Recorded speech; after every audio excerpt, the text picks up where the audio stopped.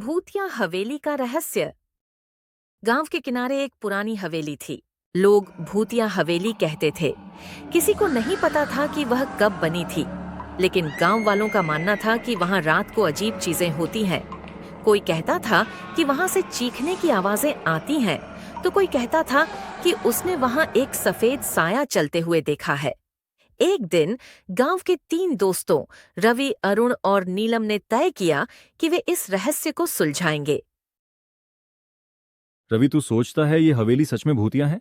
मुझे तो नहीं पता, पर लोग जो कहते हैं वो सुनकर डर तो लगता है। डरना छोड़, आज रात सब साफ हो जाएगा, बस हिम्मत रखनी होगी।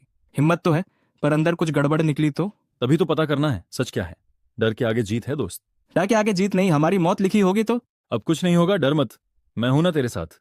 बाहुबली जितना स्ट्रांग हूं, समझा? ज्यादा फेंक मत। ठीक है, हम जाएंगे। तभी नीलम आई और बोली, क्या खिचड़ी पका रहे हो तुम दोनों? अरुण ने नीलम को सारी बात बताई और तीनों ने मिलकर एक योजना बनाई। और देखते देखते सुबह से शाम हो गई।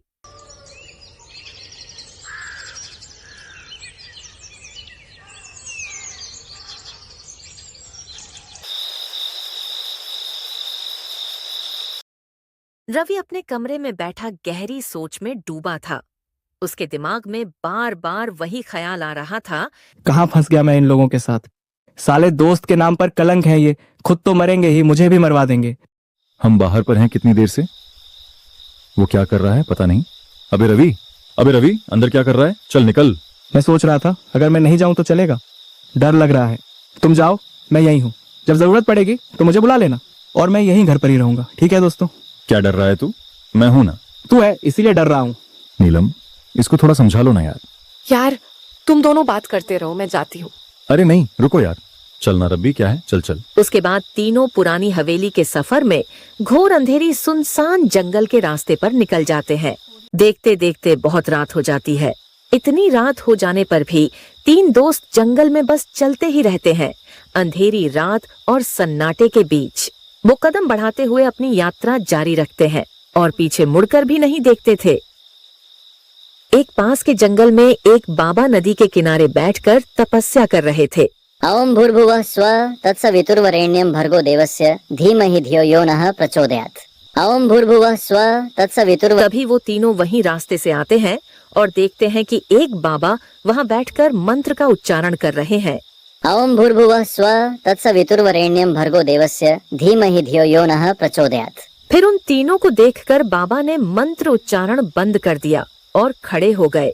खड़े होकर बाबा उनकी ओर चलने लगे और उनके पास पहुंचकर कहने लगे, तुम तीनों यहाँ क्यों आए हो? इतनी रात को यह जगह ठीक नहीं है। जल्दी से यहाँ से चले जाओ और कभी मत आना, क्योंकि यहीं पास में एक रहस्यमय हवेली है जहाँ पर बुरी शक्तियाँ होती हैं।